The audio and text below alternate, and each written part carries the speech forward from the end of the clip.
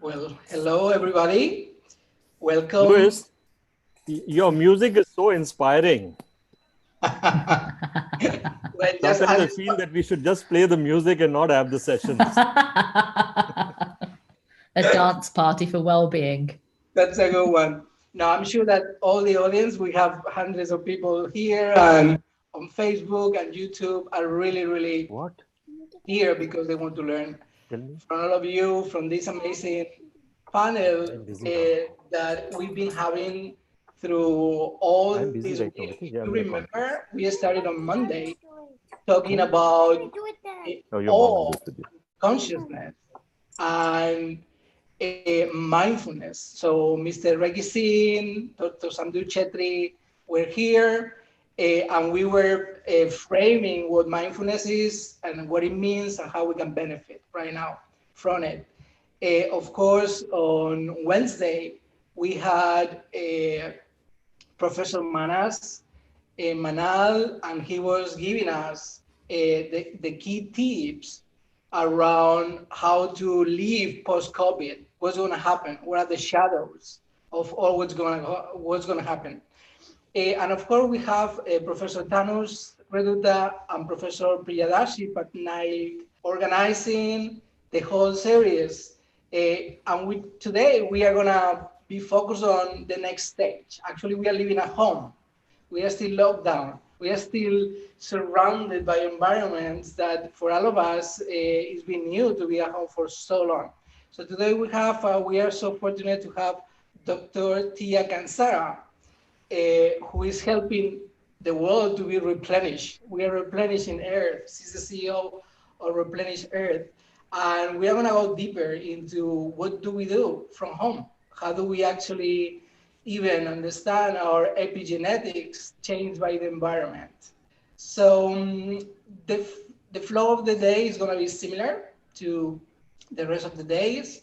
We are going to have a deep dive on the topic, and then we are going to be opening to some reflection from the panel and some Q&A from all the audience. So feel free to go to the chat, go to the Q&A and start asking questions. We'll make sure that we are going to take them and we are going to be answering them. Remember that this is a series of 3 webinars, so you can all get your certificate if you finalize all 3 and you go to the World Happiness Academy and click on complete, and you will be automatically getting your certificate. So welcome everybody. Welcome Dr. Sandhu, Professor Priyadashi, Regisin, Mr. Regisin, Manas Vandal, Tanus, and of course Dr. Tia Kansara. How are you? Yeah, really good and very excited for today. So we are so willing to learn how do we replenish Earth from home? How do we Yes. actually optimize our well-being at home? Yes, absolutely. Let me know if you can see my screen. Yes, we can. Yeah, brilliant. Well, hello, everyone. Lovely to meet you all. Thank you, all of the professors. Louis, thank you for the introduction. Professor Priyadarshi, Professor Manas, Professor Samdu, and also Professor Danu and Mr. Reki for the entire Reki Center for your support from IIT Gorakhpur. It's been an absolute pleasure, and I'm really grateful to all of you for your time and connection. And thank you again for joining all 3 of the webinars. We really started this with an opportunity to touch home for all of the people that are living in lockdown. And we really kind of tried to understand what can be the best thing that we can give to you. Set of skills, some ways of integrating some of the learnings that are theoretical into very practical solutions at home or in your life. So please do, as we go through the webinar today, share your questions in the chat so that Louis can actually field them. So it's important for us to know how you're feeling and what your biggest questions are. And so as everyone is arriving and still settling in, I'd like to begin with a very short meditation, won't be more than a minute really. So please settle back into your chairs, take a moment just to ground yourself, bring yourself into a very peaceful state where you can just hear my voice and relax. And if you feel called to it, you can also close your eyes. And in this moment, I really want to set an intention for our webinar today so that we can build the most incredible connection between you and nature, and in the awe-inspiring capability that nature has in immersing us, not only in peacefulness, but also in mindfulness and recognizing exactly where we are, where we've come from, and what we're about to do. This is our opportunity to just check in with our feelings and also any sensations and physical experiences that we're having, and just notify yourself of what you're feeling. It could be a sensation, could be an emotion, it could be a to-do task that is on your mind, and just allow that to stay at the door so that you can give yourself the space to have this session for you. And everything that we share today is for you to take whatever feels good for you, and whatever doesn't, that's okay to leave it to. Just let it all go. Just allow yourself an opportunity to take a deep breath, get yourself a little bit of fresh air into those lungs, take a deep breath. And as you're taking a deep breath, I want you to imagine that your feet that are touching the ground are breathing, and the breath is actually coming from your feet all the way up your legs into your body. So it's a full body breath that we're receiving, because this beautiful air that we breathe is the connection point for all of us. It's the one thing that all of us have that is equal, economist, and is part of our life on Earth. So I'm just going to take a deep breath, and remembering to take the breath through my feet and up into my body, and slowly exhale and release that out. And when you're ready, I want you to open your eyes, and I'm going to go through our presentation today. You know, we often forget that we are indigenous to Earth. We're created from the same natural elements. We are the cosmos, each and every single one of us. What's more is everything about our lives originates from nature, and every need can be met by this planet. We think about nature being separate to us, the environment being separate from us, but how? You know, the space we live in creates us. Quite literally, 100% of our human bodies are made from the elements of Earth. And Earth is made of the elements of the cosmos. This video is not an artist's rendition or a computer animation. These are images from Hubble Space Telescope. The data shows us how far each of the points are. So it actually looks like we're flying through it. Nebulas are clouds of gas and dust that give birth to new stars. So all the soft purpley pink points that you see here are baby stars, more massive than even our own sun. You know, till recently, some elements like mercury and gold weren't actually found in space. We didn't know where they came from till we came across the collision of neutron stars. Neutron stars are collapsed corpses of dead stars after a supernova. And after a normal dead star of a supernova, there are normally thousands of light years away, with the kind of density of neutronium so heavy that it bends space and time around it. So even light distorts because of the gravity of it. And when two of them collide, like they did this year, and we heard it, right? The explosion was bright as hundreds of billions of galaxies. What we observed in this one explosion was the amount of gold that was created. So we now know that these are elements that we are also part of. How awesome is that? Everything we are is elementally from stars. So we finally have proof that we're connected in ways we've never known before. And what's interesting to me is that the cosmos is slowly becoming conscious of itself, just as we are learning through science how we are made and what connects us. The cosmos is also learning about its own creation through whatever we imagine and create. And that's how powerful the act of creating is. the power the cosmos has in thinking through us, the power of a single thought. Our cities, buildings, and our homes are examples of these creations. As you can see in the movie Inception, every thought becomes a design, which becomes a product or a service in our vast economy.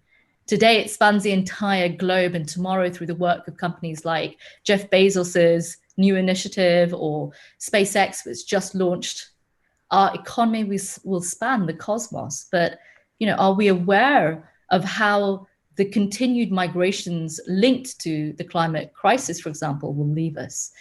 Delicate as each single footprint, may be, combined, we have the power, indirectly or directly, to shift the course of billions of lives. And an example of that is the migration from Syria, with almost 6.7 million people, according to the UNHCR. On a very fun National Geographic research trip in 2018 to the Antarctic, I explored what was happening in the Weddell Sea beyond the peninsula to really understand, how long do we really have? Let's put it, with a very conservative NASA assessment, within 100 years, we're really looking at a sea level rise of about a meter, if not more. And with about 125 gigatons of mass lost on the Antarctic per annum, on Greenland, it's about 281 gigatons per year, more than twice that of the Antarctic. There's at least 1 billion tons per year melting in the ocean. Until about 15 years ago, the Antarctic was pretty stable, but recently the heating up of the planet is leading a number of even the Pentagon's assessment to look pretty insane. There isn't going to be a coastline around the world that's not going to be affected. And rising sea levels, increased desertification, and over 500 million to 1 billion people being displaced. And remember, these are conservative estimates, right? So how will we adapt to this growing reality? Where does that leave us today? And what kind of changes can we make that can be positive for the future that we want to develop? Of course, with growing droughts across the world, there's an issue with land security. So our food security is at stake. You don't need to look too far from the Californian and Australian fires to recognize images that can really break your heart. To take the Gulf region, a topic of my PhD, and their experience of blackouts during the summer heat to 50 degrees Celsius, the rising loads on air conditioning during these super extreme outdoor temperatures not only leads to heat exhaustion in our bodies, but higher risks of thermal deregulation in buildings. And that's just, stepping into what I call too cold for comfort, where you can see in the bottom right-hand corner a press release, which I got into a little bit of trouble for, of course, where I'm talking about how these environments will be unfit for human habitation in a not too distant future. I remember working on a LEED Platinum project. It was going to be the first in Saudi Arabia and Riyadh, and would often be considering bicycle lanes in the outside heat of 50 degrees Celsius because we wanted to include these features, but of course it doesn't make sense. And so all of these features, like the SDGs, really have to be considered in context. But I often say that it's not one SDG at the cost of the rest. We need to consider much wider spectrums of impact and influence on our built environment.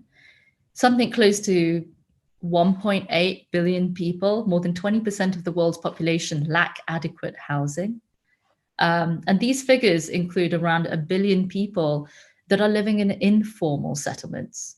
Housing is a fundamental right. And without it, it's impossible to carry out any social distancing, good hygiene, and prevent the spread of something like COVID. Moreover, these kinds of pandemic control measures in urban areas are so difficult with lack of access to outside spaces. They can have a detrimental impact on your mental and your physical health. The disruption of social and protective networks, people coming in to look after you, knocking on your door, making sure that you're okay, and also decreased access to services really exacerbate the risk of domestic violence, especially for those children, where schools are a sanctuary away from home. We've learnt that the philosophy of capitalism, if we were to go to the root of it, is capital accumulation.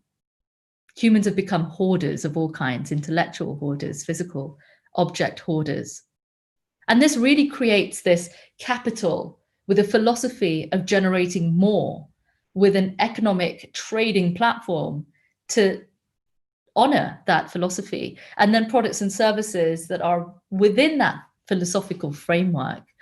It creates a lot of capital. In fact, if you looked at landfill sites, that's where your capital is hanging out. So you can see that there are huge amounts of products and services that are designed with sustainability as an afterthought, not as a forethought. And they're completely out of sync with the environment. My work to design sustainable business models has taught me that, although density is important in cities, they can be really and great for accessibility of those amenities. They require larger and larger environments and supply chains to support them. And products require even further afield complex systems to run them. These products, if you were to take it apart, you'd look at the different mechanisms of the product itself and not really know what to do with it. So God help you if you are to segregate at source. My serious aha moment came when I realized that maybe if we were to go to the root of that philosophy of capital accumulation and shift that, we would realize that Replenish Earth is about the philosophy of living in harmony with nature. And unlike capitalism, which is, to accumulate, it's actually to shift the way that our lifestyle is, and in connection with the ecosystem that we're living in, that it is to understand that we have this impact. And instead of creating economies that continue to externalize our waste, it's somebody else's issue. As soon as you put your rubbish together, you leave it outside, you sweep it up and you put it outside in the bin. Who's going to take that bin away and where does it go? And whose responsibility is it? But at Replenish Earth, we've made it our business to protect the global commons. And these are globally communal spaces that we all have access to. And economics, we really try to understand the tragedy of these commons, these communal spaces. And because we've almost given up the responsibility of looking after these spaces, it's up to whoever gets there first, and that's not the way that it should be. So these protection mechanisms are really to understand how we can design technological or otherwise solutions for those that are interested to move away from petrochemicals, fossil fuels. Technology is anything that can augment. A pair of glasses could be technology. So at Replenish Earth, we've been architecting these eco buildings and cities. We've been investing in the bottom-up innovations that we can develop decentralized tech for. We work across all of the SDGs. And for us, it's, as I said earlier, it's not one SDG at the cost of the rest.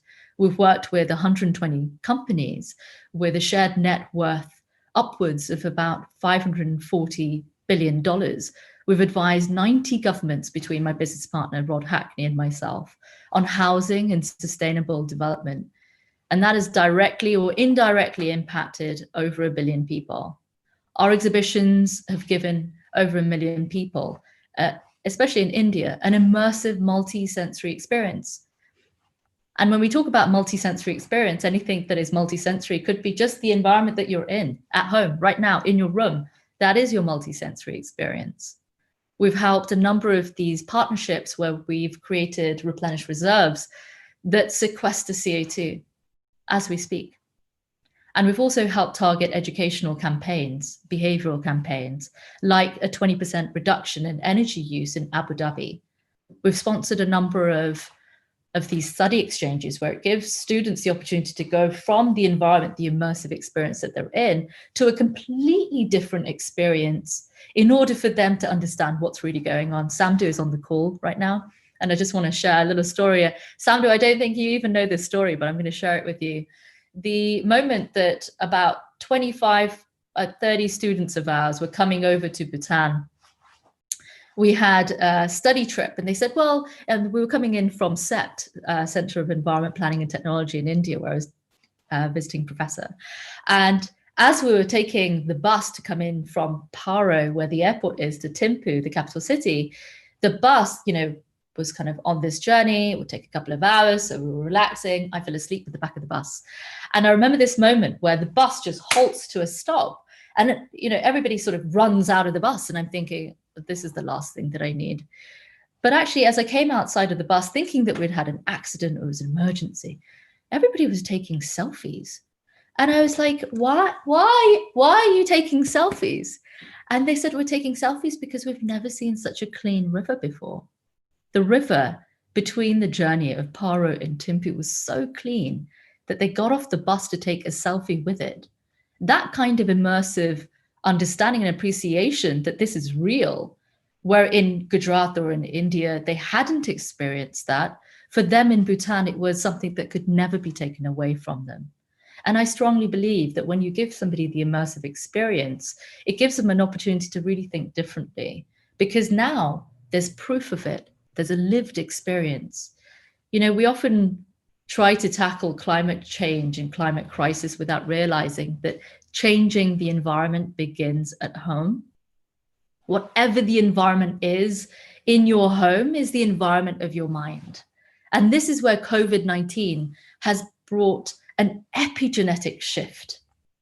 During COVID-19, we've taken a pause, grounded, I call it, by Mother Nature.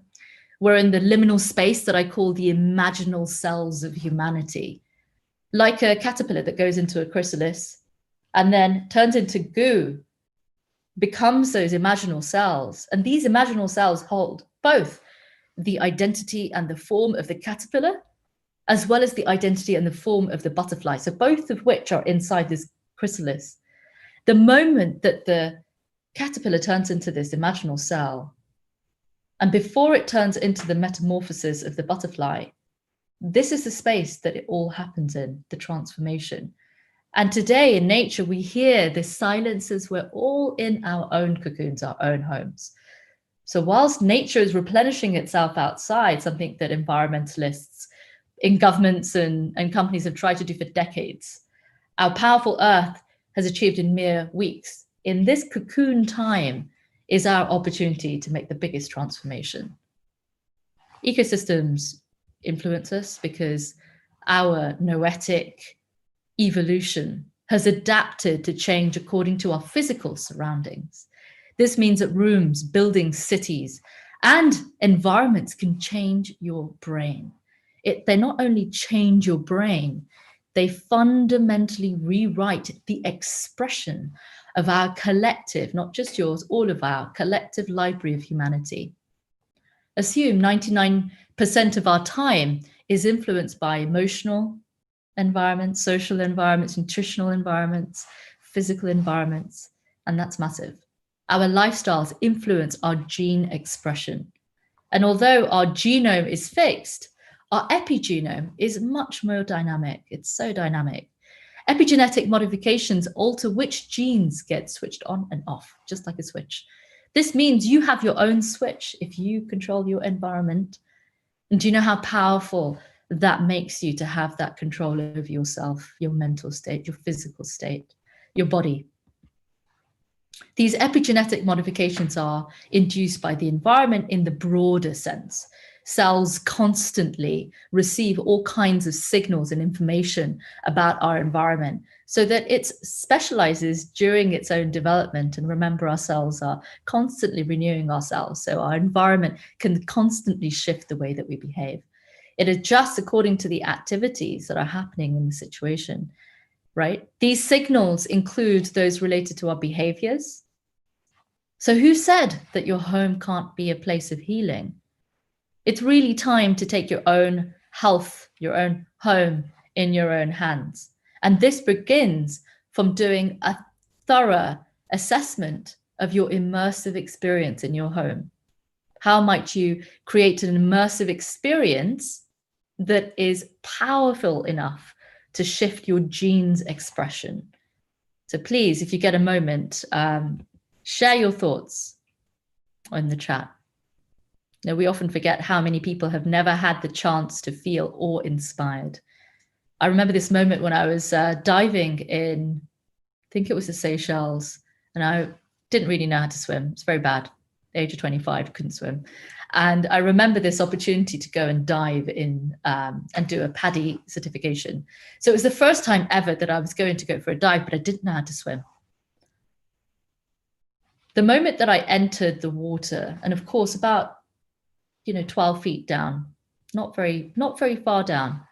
There was a moment where I was completely immersed with all of these fish swimming around me, looking at me thinking, God, you're a funny fish.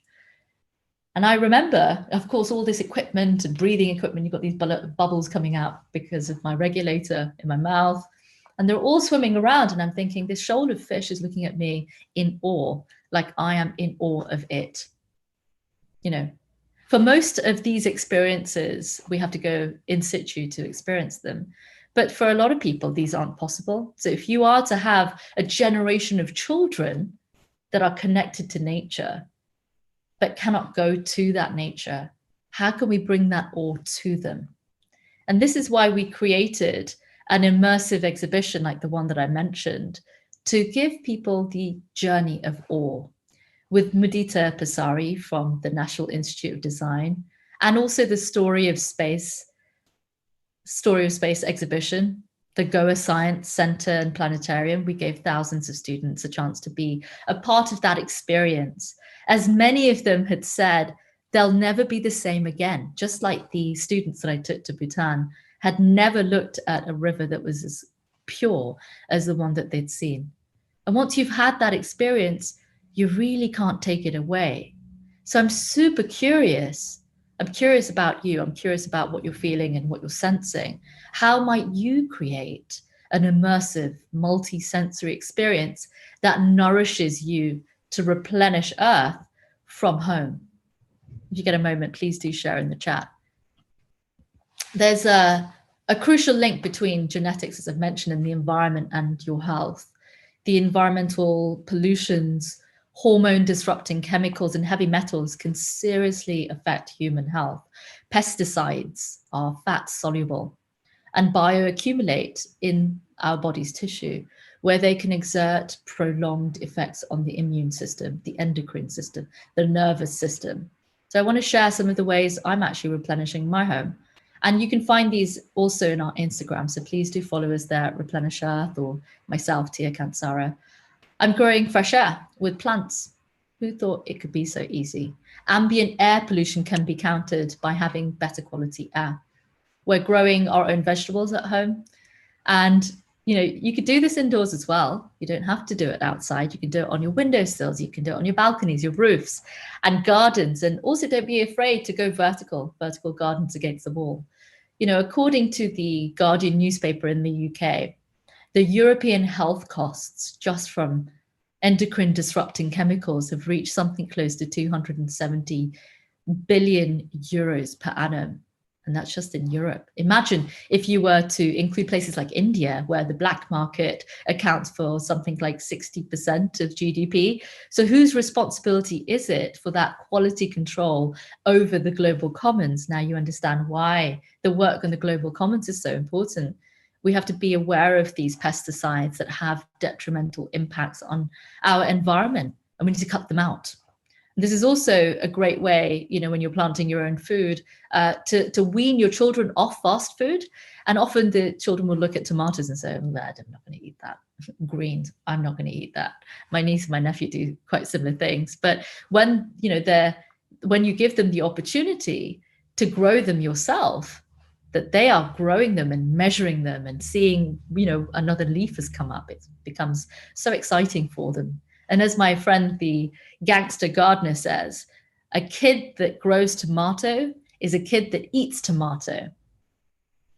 You can turn your chores into learning activities where it gives kids a chance to measure the growth that they have on the little plants. And it can really allow them to understand that food doesn't come from a supermarket. Some of the children in the UK were asked about that in school, where does milk come from? And they answered, it comes from a supermarket. Not from cows, of course, because they don't get to see a cow on a regular basis, whereas in India down the street you probably will. These kinds of bridges between farms and local produce and local homes can actually aid that learning about seasonal harvests and how to change these habits to help us adapt to, say, winter periods where, hey, maybe our supplies will be affected during this time, but also in improving our gut biome to counter any kind of impacts from the COVID transmission. At home, I'm making my own cleaning products to reduce any harmful chemicals entering not only my body, but also the environment, seeping into the water systems. Any of these chemicals that can have synthetic organic compounds are often petrochemically derived. And some of these synthetic versions, they do seep into the air. They can enter through the chemicals that are commonly found in cleaning products or cosmetics, air fresheners, carpets, wallpapers, wall paints, you name it. And these can cause anything from just a rash to all sorts of other issues, headaches, stomach aches, stomach pains. And so taking your home into your own hands really hasn't been more important than now to reduce these harmful effects. And you can get in contact with me anytime to share some of these techniques, and feel free to also suggest some of your own techniques. Perhaps somebody would like to hear them on our chat. As we're expanding, it's become very important for us to understand the wealth of the brown gold called soil. Often we don't look at this soil as the potential for a healthy home, but the quality of this soil is very important. And, I urge us to explore ways of composting at home and also understanding what kind of impact we can have just by the way that our dollar becomes a vote. Everywhere that you spend a rupee will be the system that you're developing, is the system that you're creating because you're investing in it. And you may think that, no, little old me, I can't do anything. But you times however many numbers of people in the population, all of you doing the same thing can have a huge impact. So if you want to create that system in the future, that's what you're investing in every time you purchase something. So we need to be aware of that. Of course, we are expanding. There's a lot of work to be done. You won't believe it. And we need your support. So please take a photograph of the QR code. You can get in contact with us. We can send you more information. There's also at Replenish Earth, which is for all of our, social medias. And please do keep in touch. I think we've got questions now. So I'm now going to stop sharing my screen and hand over to our wonderful panel. Thank you. Thank you so much. Yeah, amazing tips. I love to have a clear and clean earth at home, and I feel really, really close to nature listening to you. So thank you so much. We're gonna open the discussion to the panelists first. Maybe somebody wants to ask the first question to Dr. Tia Kansara. Otherwise, we are gonna go to the chat and we are gonna be taking some questions. Before we go to, yes, Mr. Tia, wonderful presentation. I think you're very good. My question is simple. You started off by saying that the cosmos is becoming conscious of itself. That's a very intriguing statement. Can you say a little bit more about it? Yeah, absolutely. We are the cosmos. And the more that we become conscious of ourselves, the consciousness of the cosmos is the same thing. So often we separate ourselves, even naturally. We say that the environment is over there. It's called a park. It's a square or a rectangle space in the city that has these trees aligned. And this is the piece of lawn and it's wild and it's nature. And that's not true. Everything that we are, everything that we have created, that we've made in our vicinity is made from the elements of Earth, are made from the elements of the cosmos.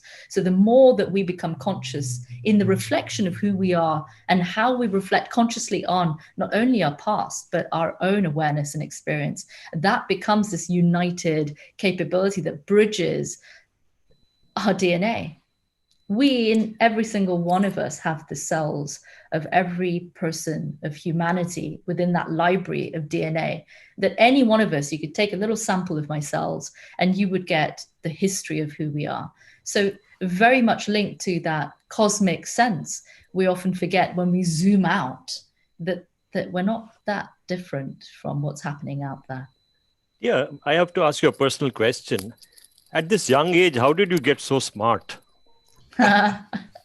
You're too cute. I'm not that young.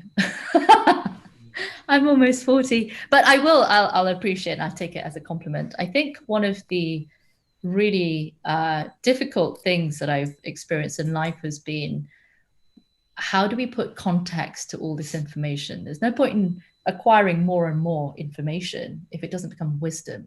So there's a practice of wisdom, of course, reading beautiful books from different traditions. And there are many such traditions across the world, from the Arawaka tribes on the Sierra Nevada in Colombia, to the Ainu beautiful people in the Hokkaido region of Japan, to the animism in Africa. It really spans the entire globe of knowledge and understanding. And we, as part of this human family, are also inheriting that. And the moment that we take a step and are able to put ourselves into the context of not just the now, but also all of humanity that has passed. Remember that there are maybe 3 or 4 generations at max that are alive from one line of ancestry. Maybe if I'm lucky, I have, children. Okay, so that's 1, that's me, my parents, my grandparents. If I'm lucky, maybe stretch it to 5, my great grandparents might be alive. It's a very rare situation. So you've got 4 generations in one lineage that are alive today. That information doesn't get passed on from one to the next, because maybe schooling is going to be looking after it, or maybe an old people's home is going to be looking after that cycle that we live. We look at circular economics just at products, but that circular wisdom is important to share, not only to receive, but also to share it. Thank you very much, dear. Absolutely. Thank you. We have a question from Peter Dehan, and he's asking if you think that the future is going to push us to move to basically decentralized centers instead of heavy or dense populated cities. That's a good question, especially when it comes to the pandemic. We've understood that densely packed environments. Would you prefer to be in an apartment where your only sense of outside is the balcony on the 20th floor of a building? Probably not. If you cannot connect with nature, and I think that we've only really touched the surface of this relationship with nature. We don't really understand it that well. Science is the replicability of a theory or a hypothesis, but there is the unknown unknown, right? Science knows about the known knowns, which are so small. They're like the size of a speck of an atom on a speck of an atom of it. It's really, really small what we know. As a result of that, what we're trying to do is control in a situation where we cannot control, just like we've understood right now with the pandemic. We can't control this. This is nature doing her own thing. We are recipients, reciprocal in relationship with her. So our appreciation of her is what's important right now. When she decides that she's going to put another bushfire and it continues to wake us up and alarm us about something, or when we get an area in our body even, right? The body of the planet is linked with the body of our human body. So the moment that we're not listening in to our body, something puts an alarm bell on. And then there's a pain there, perhaps a sensation, you ignore it. Okay, then a little bit longer, and then it's really hurting. So maybe you go and get some painkillers. So instead of going to the root of why that causes, you go to a kind of a prescription to numb the pain. And so the moment that doesn't happen, where we don't understand that this pain is coming for a reason, and that we are to understand what that reason is, it will erupt and continue and continue. It doesn't matter. Maybe you've got 5 different pills, each one of them catering to the impacts of the first one that you took before it. So cholesterol tablet, oh no, well, now that I'm not having a decent diet, I will take cholesterol tablets to counter that. But then there is a side effect for which I need another pill and another pill. And we can talk about that all day long. But coming back to your question of decentralization, the more we become aware, the less we need for the governing control of society. What we need is the bottom-up appreciation of who we are and where we're going, and for all of us to have the opportunity to learn. So talking about racism and the current situation that's in the world right now, for us, our opportunity to connect with another human being is stymied by the education that we have. If we're never educated about the British control in India, and therefore do not understand why Indians are even in the UK, there is a complete piece of history that is missed out that gives context to who we are today. And if British people, whilst I'm at school, point fingers and tell me that I shouldn't be here, perhaps they don't understand why they were in India at the time. So there is this entire compassion-based historical contextualization that needs to take place. With that is the decentralization of the control of information in the hands of very few people that do not want to give that information away, because the disinformation and how it controls the psychometrics of humanity is at play. So I think there's a larger scape that we need to understand. And of course, there are some of us that have access maybe to the information in the Vatican Library or to the information in the British Library, but they're behind bars and barriers and protection. And so getting that kind of information is very difficult, but I still believe in the commons, like I believe in the global commons, and I believe in the digital commons. And this is the internet, the digital commons, anything. And that's why it's become a human right to have access to the internet, because all of us have provided our time and effort and resources to share that on the internet. You know, medical information can be accessed by somebody in rural India because that medical research was done in some laboratory in Canada, right? Those connection points are really important. And to have access to that is just as much a human right. But I also am going to extend that, sorry, I've been going on, is the human commons. And that is that all of humanity and all of the libraries that we've produced should be accessible to all.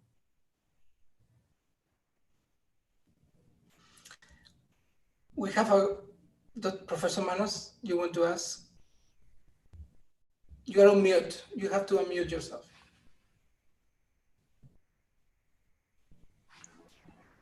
Am I audible to you? Yes. Yeah, it's just a brilliant presentation. Thank you. I'll not waste time over there, but not trying to argue, but some clarification is that the information is a very important thing. But what really happens with our brain, that most of these inputs come in some formation. It does not come in a random manner. And the formation of that information depends on our belief system, the cultural, the context that you are talking about. I think in order to make people aware of this SDG, Sustainable Development Goal, it's very important that we change the belief system. I mean, we must make an attempt to at least change the belief system. As long as we don't do it, probably there would be difficulty in accessing all that volumes of information and get back to some kind of activity that will replenish the earth. So in this context, I would like to refer about the book, The Biology of Belief. It tells Bruce Lipton. It tells very succinctly that how our perception changes rewrites our gene. It actually rewrites our gene. And what you had spoken about that, well, which gene is going to be expressed in epigenetics? It depends upon whether it is a growth gene or a protection gene. So as long we are trying to exploit the nature, we have to work on protection gene.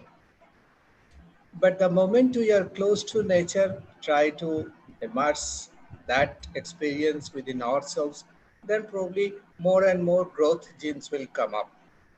So to my mind, this input, today's children are all getting it.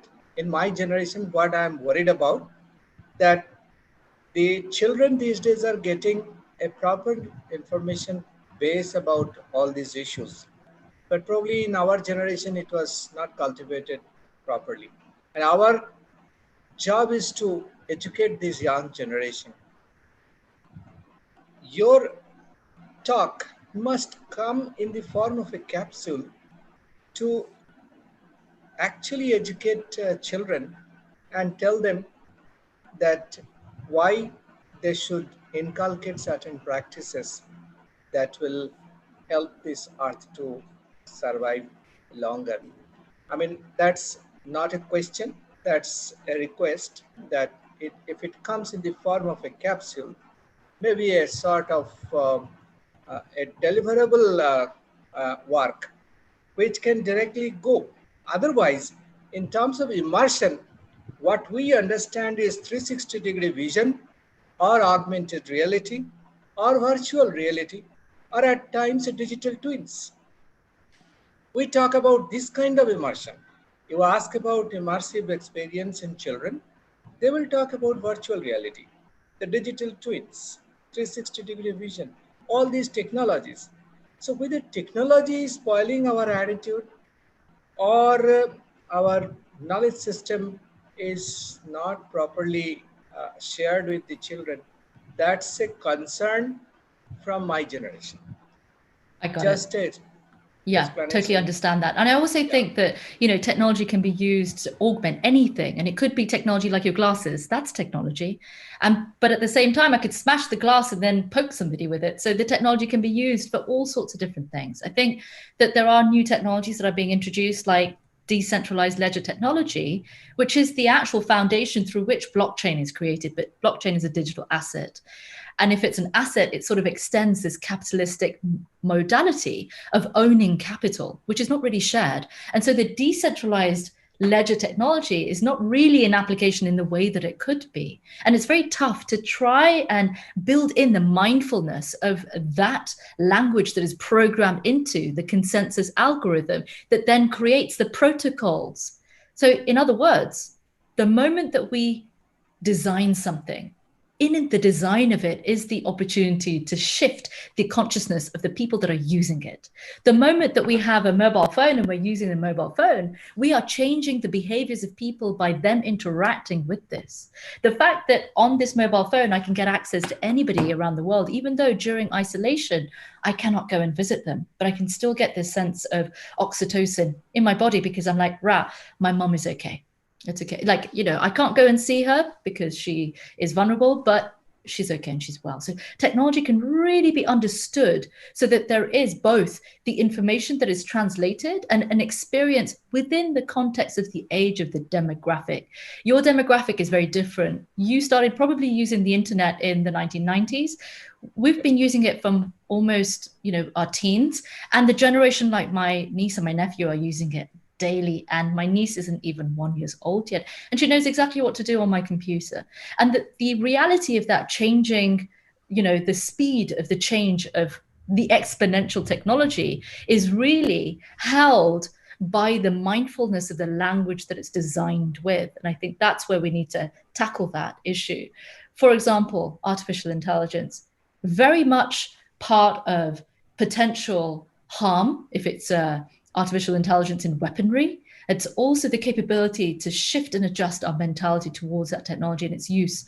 But if it's not mindfully put together, you should check out this amazing lecture on TED by a gentleman called Dekai, D-E space K-A-I. And he talks about this mindfulness of artificial intelligence and the language that is used. He's very much behind the scenes, having worked on Google Translation and the linguistic technology behind Google Translate. So it's very much of how that language is introduced. Now, if the people behind the scenes have a bias, that bias is introduced into the technology that is programmed.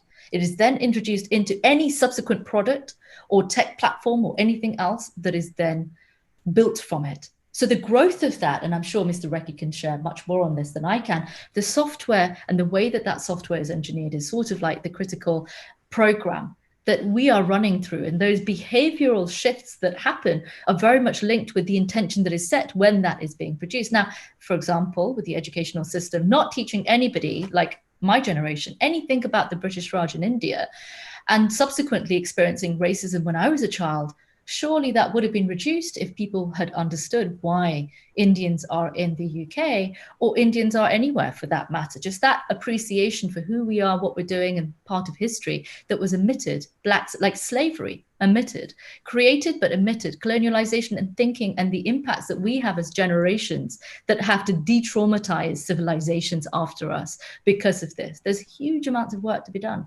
But I definitely think that you're still part of that conversation. You're still part of what that programming means, because you can put into context through wisdom of your own experiences something that is theoretical that has practical implications. The fact that my business partner, now 78, I can take something to him phone and present something to him and say, what do you think, Rod? He will turn around and put that into the context that I, merely 37 years old, cannot. I just can't. Doesn't matter how many years of experience that I can have, I can't put that into context like you can. And that is the power of being able to live and work multi-generationally, right? Intergenerationally. The ability to put the context of that technology into the space. For example, when mobile phones came out, people were complaining that we have all this connectivity, but we're not being connected. Okay, well, do you know that for sure? Because a lot of these people are connecting with people across the world they would never otherwise have access to. Of course, there's the pros and the cons of the social media world that we're being introduced to right now with the violence that is being spread, but also the peacefulness. The fact that we can connect with another human being in ways that we could never have done before, that's amazing. But is there a socialization of that technology that we need to be mindful of? The fact that mobile phones are okay, but not at dinner time. That is a rule that is being set in families, perhaps. But there are general rules within communities and nations that can also be applied. Quantum computing is available today. Mix that with digital ledger technologies, artificial intelligence, and any other exponential tech, robotics, etc., and you've got the makings of a disaster if it isn't in some way understood. So yes, it's our opportunity to understand them, but also to be part of the program that is created for using them. And that's our responsibility. We cannot just walk away and say, I don't get it. I don't understand. Why is this happening? If you're not part of the conversation or part of the debate and part of understanding that, then you're on the sidelines and you'll be affected by that somewhere down the line. And I think that humanity encompassed in the human family that we are is a practice that we can all have.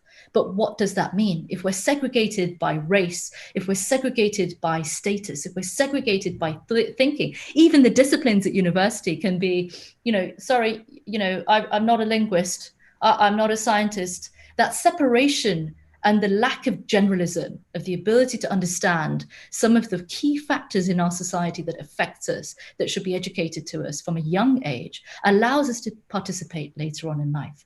If at the age of 18, I become an adult, somehow I got a certificate, maybe Lewis can give me a certificate for adulthood because I didn't get that. But, this opportunity to become an adult at the age of 18, and all of a sudden I am making decisions on my behalf that could be harmful for other people.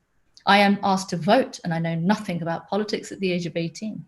I'm asked to make a university decision of what course I shall take, but yet I have to put my hand up to ask permission because I cannot be trusted that I can go to the bathroom. I just need to relieve myself. And yet there is this dichotomy of yes permission and no permission at all. And so there is huge amounts of work to do in bringing all of these little strands that are dangling up into the air, where we can give ourselves this opportunity to create this general knowledge. What is general about this knowledge when it's not given to us? This is wonderful, and I couldn't agree more about the importance of replenishing Earth as an overall message. So thank you so much, Dr. Tia Kansara. And we have basically 5 more minutes to end this amazing series of panel. And I was wondering if maybe Professor Priyadashi, you can, as the head of Reiki Center, you can summarize how do you feel about this series, and maybe we can go through the panel for a final comment from everybody. Thank you, Mr. Gallardo. It has been a wonderful experience for all of us, and listening to such bright talks by brilliant scholars, and I'm honored to be a part of it. And today's talk was equally exciting, inspiring, and we have to think in terms of new ways of innovating things so that we can replenish Earth. And we might start from our homes and then gradually move a little beyond. That could be one of the things that we will be able to do.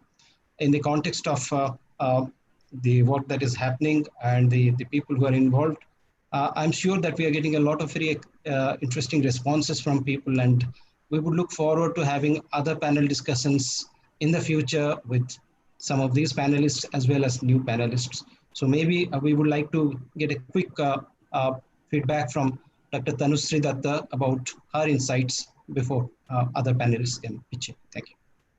Thank you so much.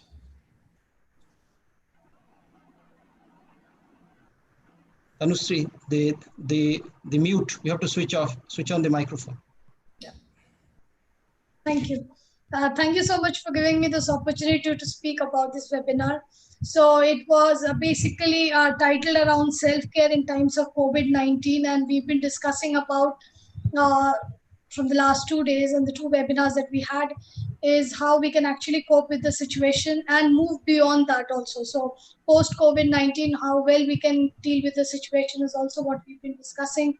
And today's speaker was really very interesting, and our topic was also very nice. And we get to learn a lot of things of what we can do. And I really would like to look forward to an opportunity where we can plan out some more webinars which are more relevant to the issues that we have at hand. Thank you so much. Thank you. So, Mr. Reki, Dr. Samdu, Professor Manas, final comment before we end this week, amazing week? Louis, thank you so much for organizing this and moderating the session. And I think the speakers did a very great job. I'm also very thankful to the participants. They have been very encouraging. The questions and the chats that I've been following up, they have been very, very positive. I feel bad that we could not answer many of the questions that they've been asking. And in the future forum, probably we may want to allocate more time for our participants, because they are very knowledgeable. I can see many of them are experts in their own fields. So we should allow them time to ask questions which we should answer. But overall, a great session, and I thank everybody, the participants and the panelists. Thank you. Thank you, everybody. I think the panelists, of course, have given their own visions and wisdoms for tomorrow.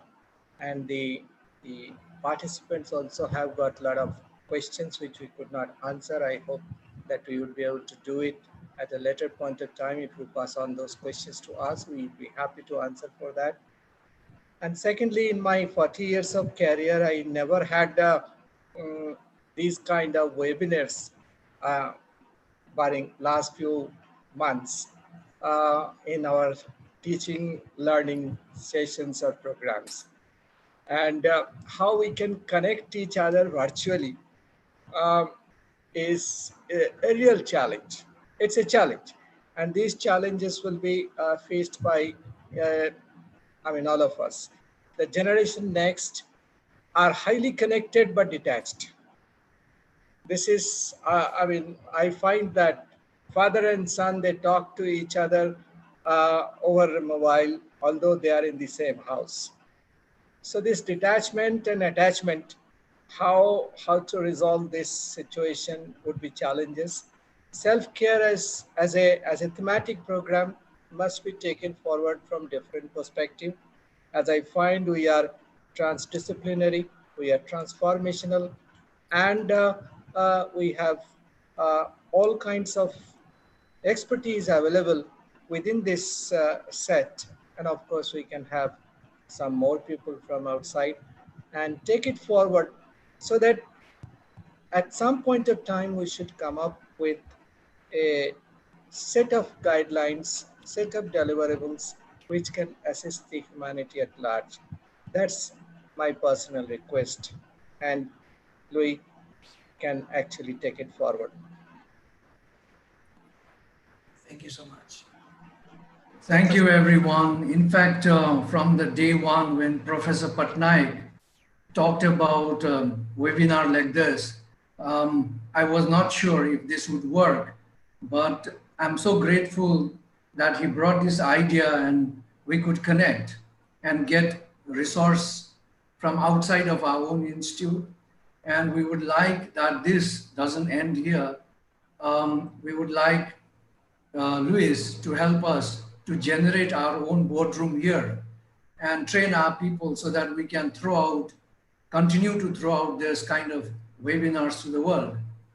And also it was a big task to prepare all these, and thank you to Professor Priyadarshi Patnaik, who worked very hard to create information around, to bring everybody around. Thank you, Tanu, for coordinating. And thank you, Tia, for making this time for us. to share this beautiful insight with our team. Actually, frankly, you are just the outsider of the entire team that you see on the panel. And Luis has become a part since April 2019 after he joined the international conference. And for some reason, you didn't, I couldn't get you. But anyway, you are on board and we want you to come to IIT Kharagpur and inspire all these young people who have been writing about how wonderful talk you have given. So we want both of you to make a visit to IIT Kharagpur and connect us, not like father and daughter or mother and son, like in a house, like what Professor Manas Mandal mentioned. We want you to come and hug us, give us your inspiration and your power to this IIT Kharagpur. Thank you so much, everyone. And let's begin. This is just the beginning. Let's start a new world. Totally just the beginning. I mean, you know, we could have gone on for many a webinar session, but I think we just wanted to share a few of what's coming. Thank you. So please keep sending your comments, everybody, your suggestion, your question. The dialogue is open. Now you have access to all this amazing wisdom, amazing knowledge. And I invite you to take care of yourself. This was about self-care. Now you have some tips, some tools, presentations, all the videos, and access to all these amazing panelists and wisdom. So let's keep advancing, and I'm so honored and happy to be part of this amazing community. So thank you so much, and we continue. We'll continue, and we'll be connecting, and we'll be sharing and co-sharing. Share with us as well. It's very important. This is a dialogue. It's not a monologue. So thank you so much for all the questions and panelists. And finally, thank you so much. Thank you. And a final message to the great guy called Mr. Rekhi Singh, who made this center come alive. Thank you, sir. Thank you. Thank you very much. Thank you. Thank you so much. Thank you, everybody. Thank you, everybody. Thank you, everybody.